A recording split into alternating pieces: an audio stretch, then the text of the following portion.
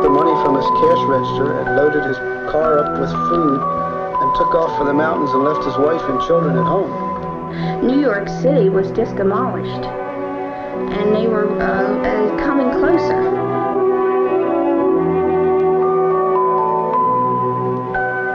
An invasion from the planet Mars, that at least is one thing that didn't happen. But in a way, you know, we have been invading Mars. Observations of Mars had begun long before our broadcast, and even back then in 1938, it seemed plausible to many people that life could have developed on Mars. Peering through telescopes, scientists had seen what? Well, first a planet that, like our own Earth, had polar ice caps.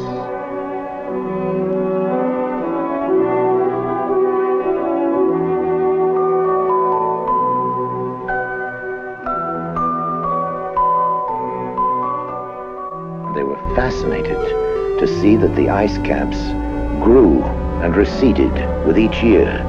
Large areas changed color with the seasons. Did that mean vegetation? Straight lines were sighted on the planet's surface. Some called them canals. The American astronomer Percival Lowell believed that these Martian canals had been created by an advanced technological civilization. First in 1965 and then again in 1969, NASA sent spacecraft to fly by Mars and send back scientific measurements and close-up photographs. This is picture 21, a red picture, wide-angle picture, fantastic picture. That's beautiful. That's beautiful. Look at those little craters. This is a narrow-angle camera view. Mariner missions were great achievements for the scientists. But the pictures of Mars showed a world of total desolation. Was Mars less like the Earth then and more like the Moon? There were no canals, no cities, no areas of cultivation, no signs of upheaval or layering in the Martian crust to indicate that the planet was active or evolving geologically. The pictures revealed no volcanoes to spew out gases that could enrich the atmosphere. And water, so essential to life, seemed to be present only in traces. The atmosphere was so thin as to make the possibility of life seem even more remote. Now, these first flybys had revealed only some of the facts.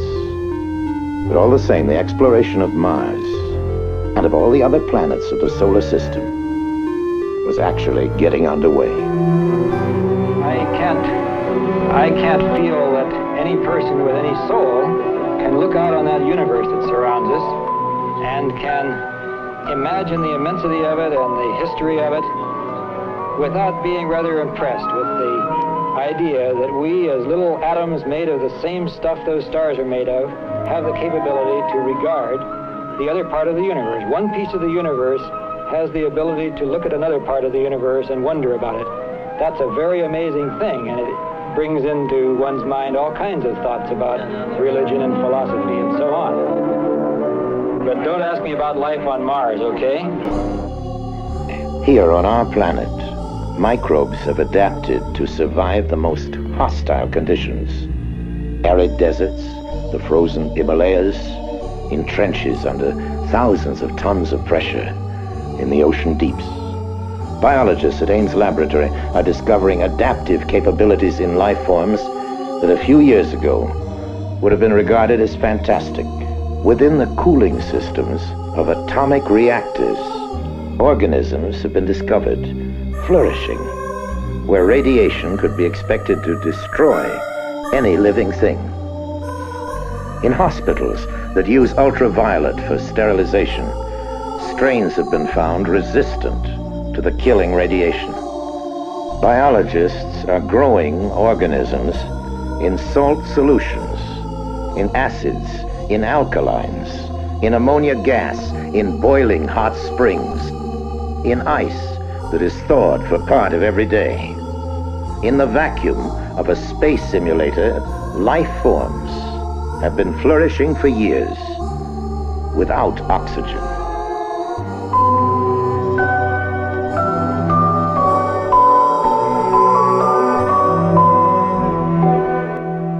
Scientists are studying the kinds of environments that could challenge life forms on the planets and moons of the solar system.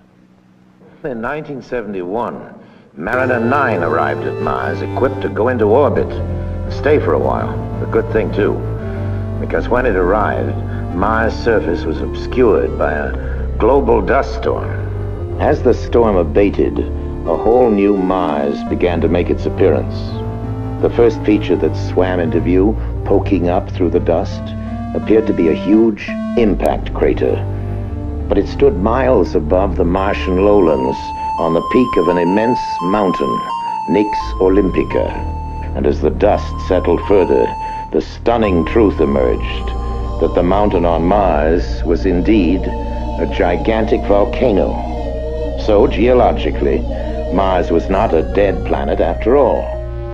Vast stretch marks on the planet showed that Mars' surface is shifting and changing on a colossal scale. Mars is beginning to look, geologically at least, more like the Earth and less like the Moon. And then new evidence of water has begun to turn up in surprising ways. Among the many clouds in the Martian atmosphere, some have been found to be composed of water. Then close-ups of the surface have begun to turn up strange, sinuous patterns. Some compare with the patterns cut into the surface of our own planet by the Mississippi River. Slowly the interpretation emerged that only a fluid flowing continuously over the Martian surface could have caused such patterns of erosion.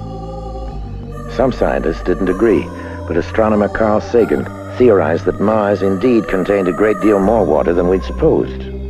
The water might remain locked within its crust as permafrost during ice age times such as the present, but during cycles of warmth, when the polar caps release gases to form a heavier atmosphere, the water may be released into clouds. Such clouds could bathe the planet in rains for thousands and perhaps millions of years. If Sagan's interpretation is correct, life could have originated on Mars in favorable cycles and may have adapted itself to harsher conditions as they developed, and indeed may exist on Mars to this day. Exobiologists are studying other environments, even as they prepare to search directly for life beyond the planet Earth.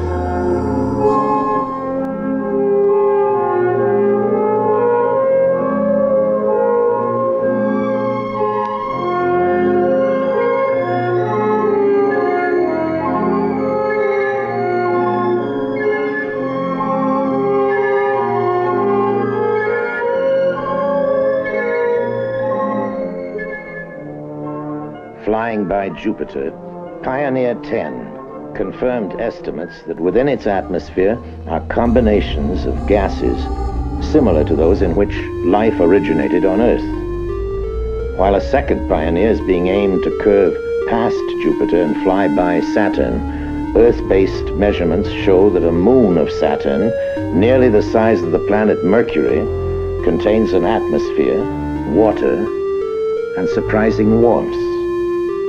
A Viking spacecraft is being readied to land on Mars in 1976, carrying an automated chemical laboratory to sample Martian soil for life forms.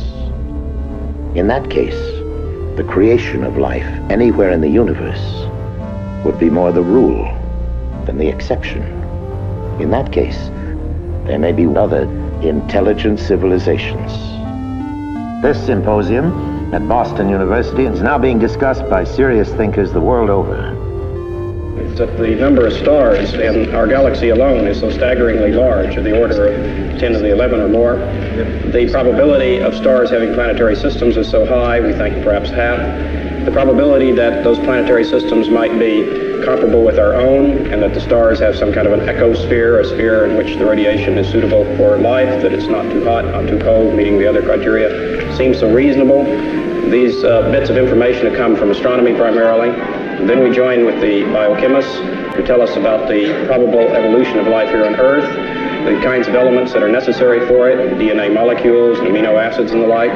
Amino acids which have now been found in meteorites, that we have now found interstellar molecules floating out into space between stars, so that you know the materials for a carbon-based life exist. We know that many of the building blocks of life in our own solar system exist off of our planet.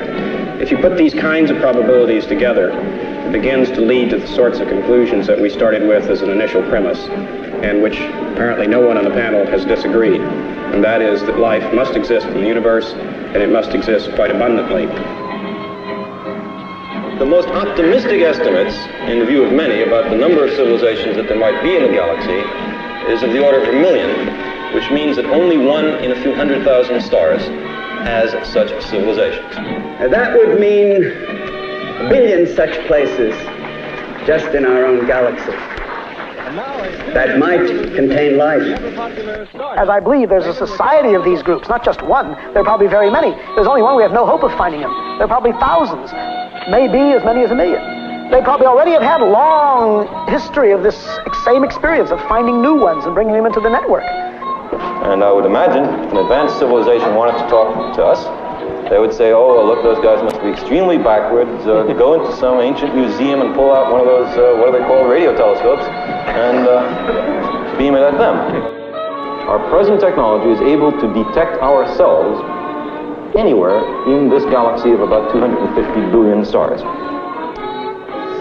What I'm imagining is the facts that I've just stated becoming generally known, so that people know that out there is 1 million other civilizations. They all look fabulously ugly, and they're all a lot smarter than us. That seems to me useful and a character-building experience for mankind. First, the people beaming the message will be incredibly alien.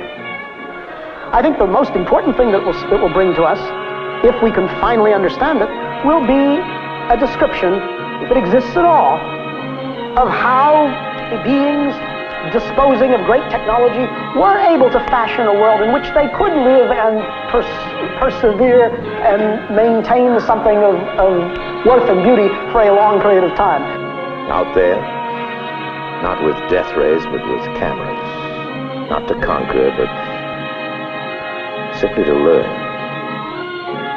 We are, in fact, behaving ourselves far better out there than we ever have back here at home on our own planet.